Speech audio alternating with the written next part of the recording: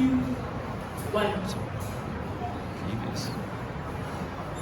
Ganja burns. These are the words that echo in my head as the thought of you. When this whole thing first started, you were the one thing that brought a smile upon my face. Having you was all I craved for. But people told me you were bad for me. They told me you plot, seek, and deeply crave for my downfall. But I still owe all of my successes to you. You got me up to study. You gave me the energy to do some of the most outrageous things. But that drive was gone. Died, gone, vanished, disappeared as you left my life. They took me away from you the day they sent me to rehab. Now look, you are all I can think about. You're the first thing on my mind when I wake up. You're the last thing on my mind when I go to sleep. You're even in my dreams, but wait. They're not dreams, they're more of nightmares if they leave me shaking and trembling from the thought that you might actually haunt me for the rest of my life. Marks, bruises, tattooed upon my skin as a reflection of what I thought was our love. Like love bites, painful, but a constant reminder of what we used to have. Underline, I said used to have. I itch from the thought of the distance between us, but I have regrets. They say there's a difference between moving on and letting go. And letting you go is the change that I have embraced. Dearest darling cannabis, as some will call you. Others call you ganja, others call you marijuana, but to me you are and will always be my first love. Like how aspirin cures headaches. You were the cure to all of my problems. I mean a headache, anger, depression, all of it, you name it. You cured it all. But I guess, though right after all, you did see through my downfall. You did plot to see me in the ground, 6 feet underground. But I guess that's a thing of the past. The love I had for you, yes, I said had for you, was unlike any other. But the destruction that you brought in my life, I'm sorry, but I just had to let you go. This is you, yours truly, the addict that died in you. This is the change that I have embraced. Goodbye.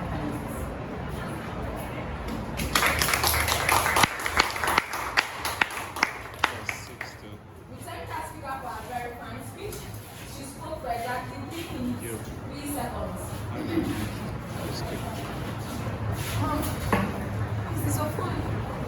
Well charged. Is your phone well charged? Your phone. I would like to use for like a timer. Mine is running low.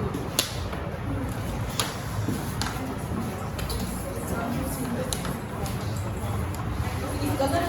You have more data. 100%.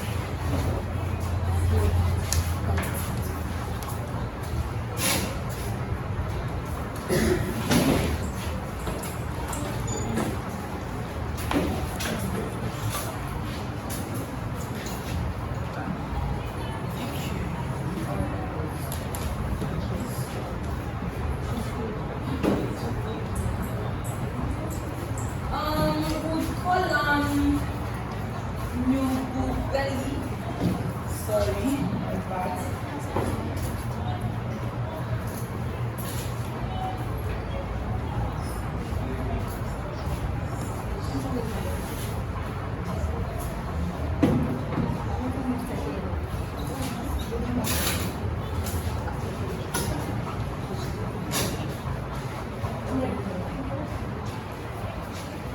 Three, two, one. Let me capture the rapture of thy culture, a culture of preserving and embracing our environment. Today, I wander over yonder as I gaze on the yester wonders in my mind and shed tears of bitterness. Why, and why? A good day to you all. To my adjudicators and my fellow orators, I say, do not shiver, shudder, or stutter. This is a game of speech, and I, Nobumele Nduli, am here to elaborate on the theme, human beings on self-destruct mode. Climate change. Climate change as we know it is a global phenomenon whereby the melting of ice caps, destruction of the ozone layer, and global warming occur. The ever-evolving and modernizing world does come with great challenges. Yes, we do agree, but at what cost? Technologized regions such as China power resources and machines, but what price does our environment have to pay? The air rots with toxic fumes. Plants suffocate under excess greenhouse gases, and human beings choke on chlorofluorocarbons, also known as CFCs. Ladies and gentlemen, according to Environmental Eco-Friendly, by the year 2030, climate change will be irreversible. I repeat, climate change will be irreversible by the year 2030, and we are in the year 2024. Hold that thought. If we do not take a knee, then who will? In the year 2050, I will be 43, and my children will ask me, Mommy, what happened to the trees, the oil, and the minerals we read about and see in museums? Ladies and gentlemen, should I tell them about the incompetence of our world leaders? Should I tell them about how national leaders from South Africa, China, Japan, and Australia failed to attend Conference of Parties COP29 held in Baku, Azerbaijan this year? Should I tell them about how our fellow nations, Iran and Libya, till this date have not signed the UN Convention and continue to emit poisonous gases and fumes into our atmosphere, the very air that we breathe? Should I tell them about how we failed as a generation to take note of the El Nino effect and the melting of glaciers given to us by Environmental Friendly as well as Eco World Health? No, because we can still make a change now. I quote Swedish environmental activist Greta Thunberg once said, I dare you. How dare you act inactive and indifferent towards the future of our children and our grandchildren? We can still make a change now. It is now or never, ladies and gentlemen. Black is the new white. Let's stop polluting. Instead, let's switch to the 3 R's. Reduce, reuse, and recycle. It's that simple. Procrastination is the thief of time.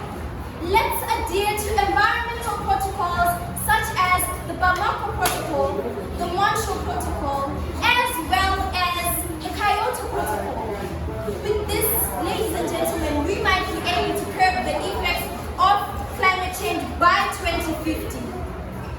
We might be able to protect, conserve, and preserve our environment for our future generations. If you can take a knee for gender-based violence and gender equality, then you can take a knee for the green flag. Go green, go eco-friendly. Thank you. We thank our speaker for her very fine speech. She exhausted her 4 minutes, 15 seconds.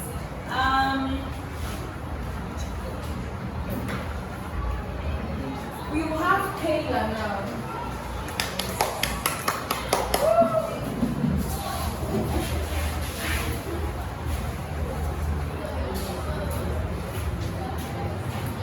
I'm ready when you are.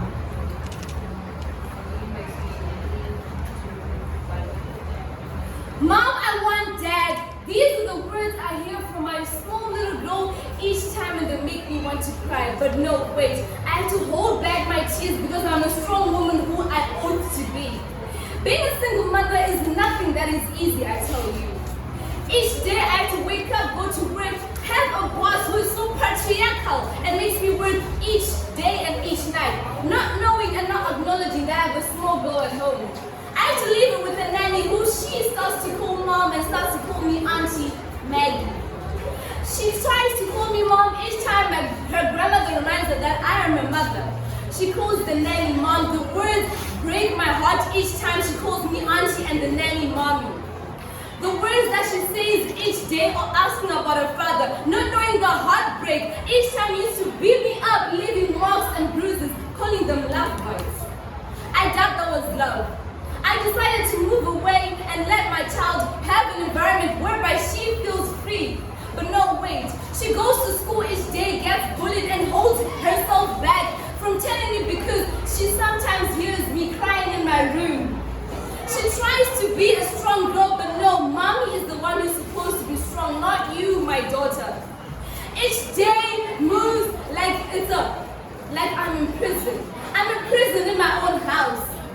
It seems like every single time my daughter grows, at this point she's 7. Sometimes I'm even confused if she's 8 or she's 5. Because I see her as my little princess. But no, wait. I try to hold her back from society that is filled with men, but no, she says, Mommy, you don't let me have boys who are friends. I try to make her live in an environment that is full of better people and not these so-called men that always beat people up and do nothing but abuse. She makes me think that I am not a mother. I'm a single mother, but I try my best. At work, they treat me nothing but a slave. My pay is lower than my own rent. I have to balance being a mother and being a worker. How is that fair? I have no one to call a friend because all of them have backstabbed me. The one who I called my best friend, guess what? She's the new bride to my ex-husband. Every time I try to think and call my mother, she says, when are you getting married? I tell her never. She tells me you are a disappointment.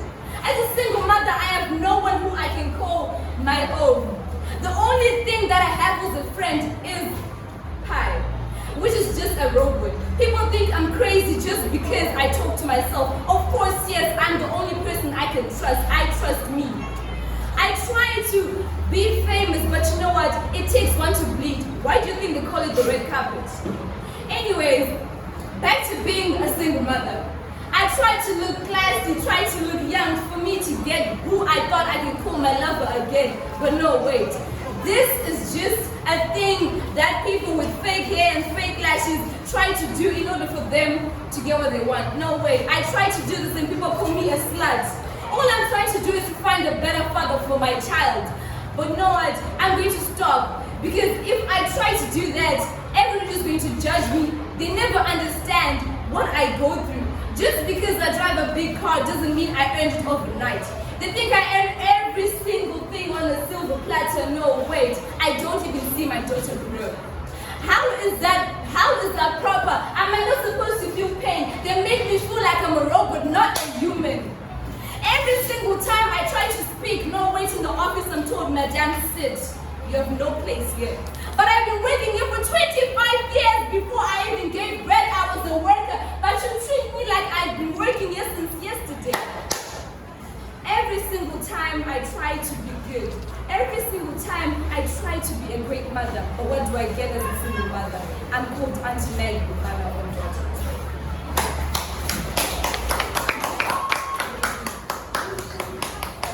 Okay, let's go for hobbies, jobs, and hobbies.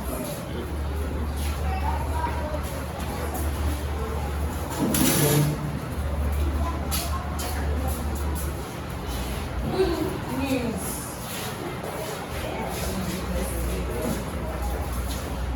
I'm ready right now.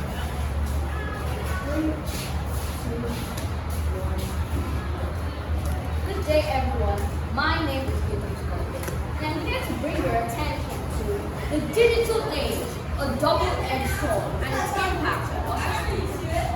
Everyone knows that we are stand at a new dawn of a digital era, an age when the digital world intertwines seamlessly with our everyday lives.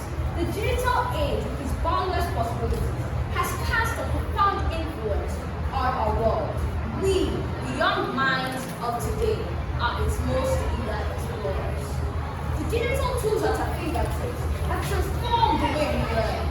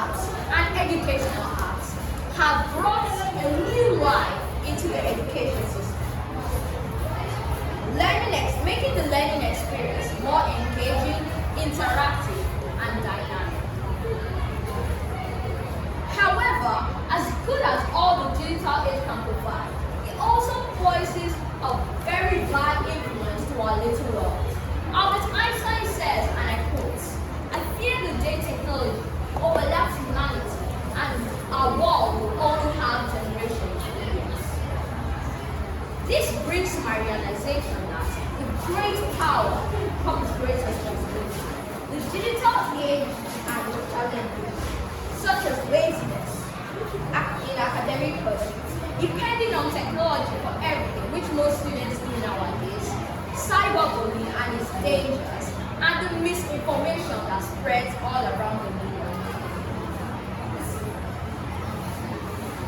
It is imperative that we navigate the digital world with discernment, critical thinking, and a strong moral compass. Remember, the digital world is a tool, a powerful instrument, which can be wielded for both the good and the evils of a society. It is up to you to harness the potential for positive change. Use it to connect with others, to learn, to grow, and to contribute to a better future. So embrace the digital age with an open mind and an open heart. Let our digital footprints leave marks of compassion. Let it leave a mark of positivity. Let it leave a mark of innovation. Dear students, may you use the power of digital technology to build a brighter tomorrow for all. Our digital age, such a wonderful thing. Our digital age. Digital age can be defined as an era where instruments and digital tools are used in place of old manual tools.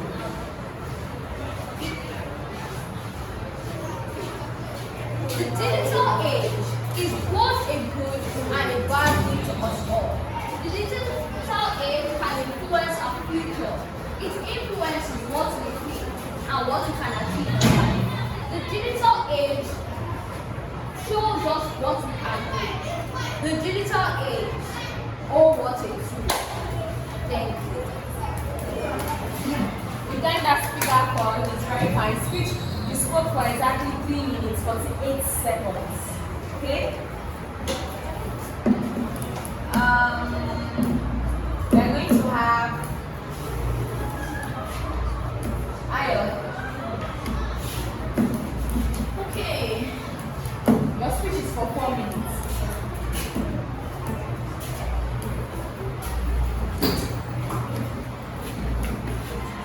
I'm ready whenever you are.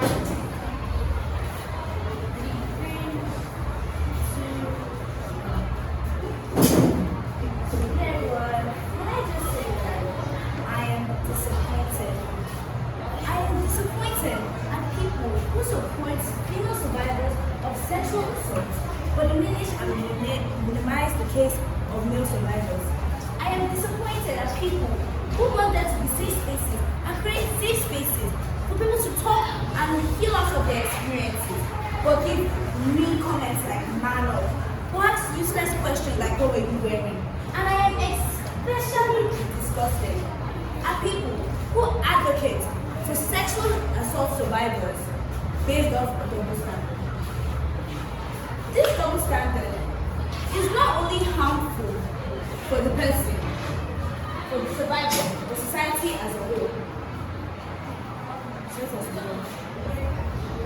This double standard is a heinous crime against human dignity and rights.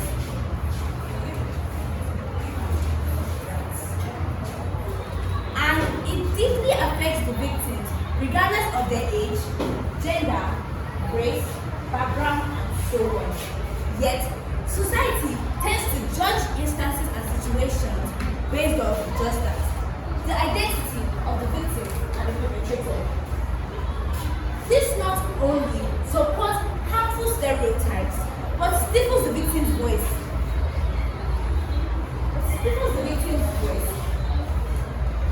Preventing systematic change. For example, of this double standard, when we have male in power, you can have an executive male making a liquid comment at his female employee. People often say that the woman should be flattered. Or he didn't mean it that way, he was just being playful. I need to tell you today that he did mean it that way, in every way. Or a male celebrity making his move on a female of lower social status. Society seems to turn a blind eye to the situation. Now let's flip the card.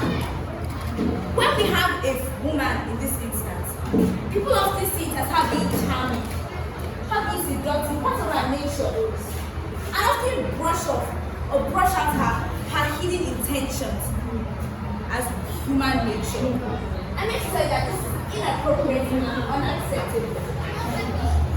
And this needs to be looked at. Be it male or female, whether they have power or not. Now let's look at it from the victim's perspective. People want sexual assault to die.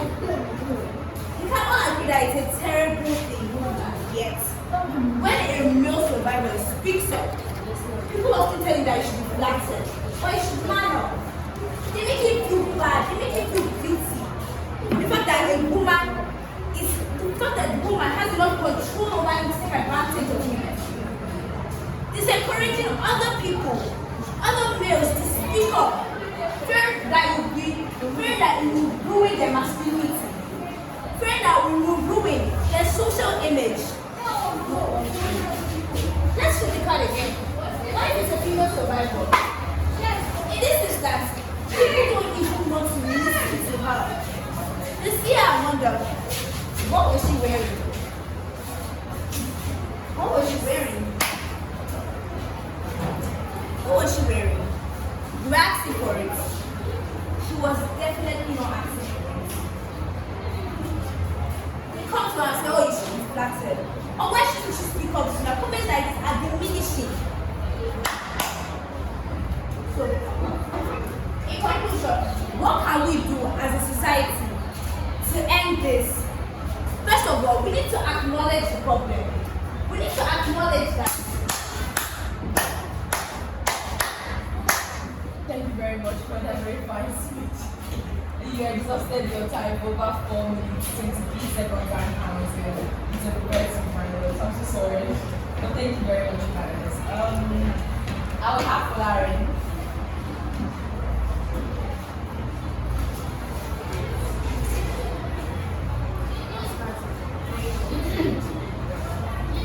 Good day, everyone. My name is Falari Nyanafin. I am here to provide we are our ancestors.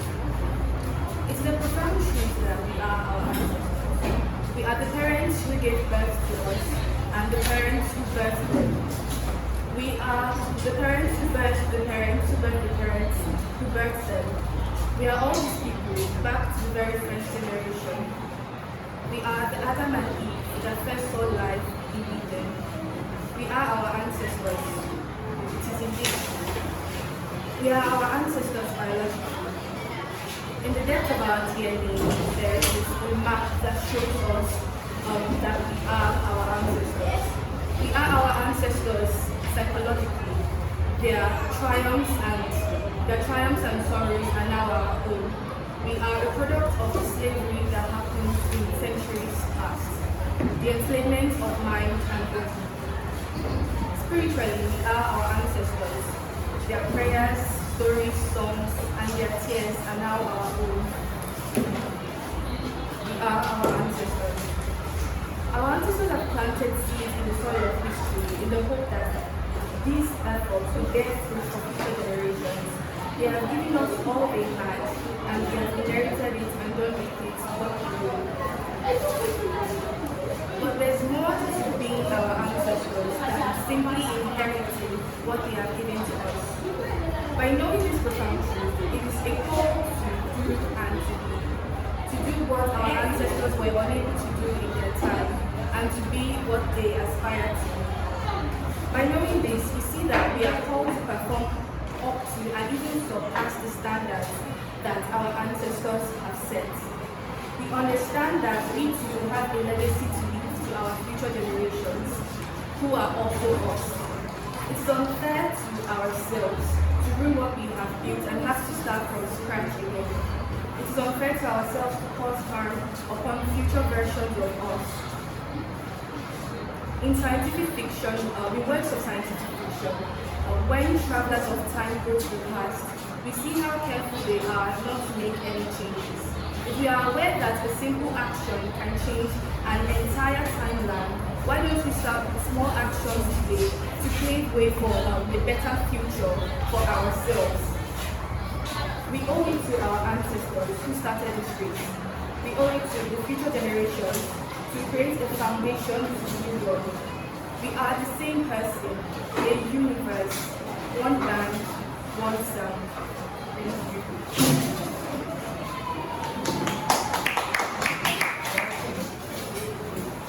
Clarence. Yes, ma'am. Class.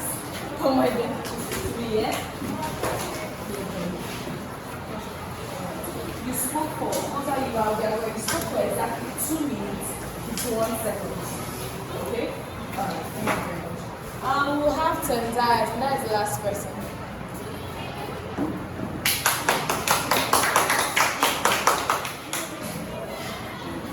Thanks for the cheerleading.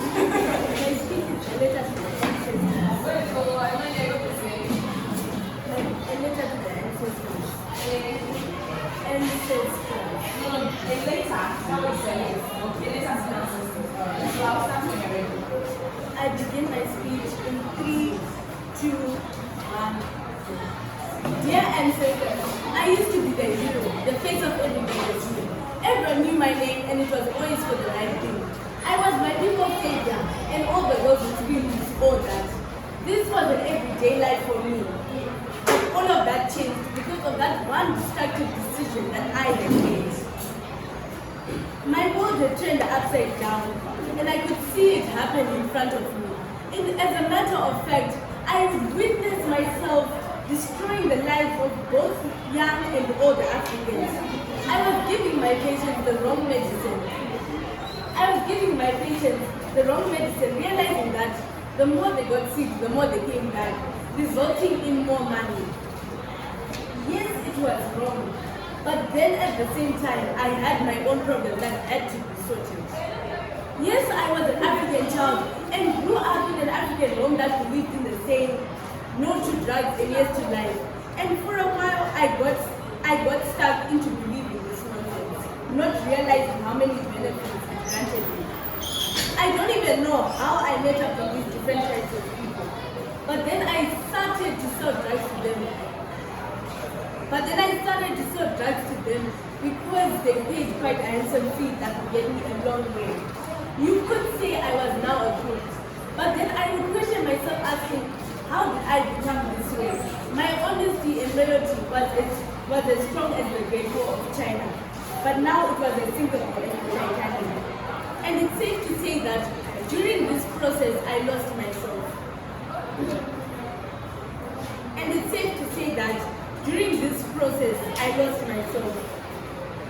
I was still able to give a warm, innocent smile, but then deep down inside, I wanted to cry, die, and live at the same time. But really, there was no point because once the truth was unfolded by either the police or people, jail would be right now. I opened a whole new world that I was now trapped in. It was full of the bitter-sweet hate that I now hold on to. A world that was darker, horrifying, and there was no such word as emancipation.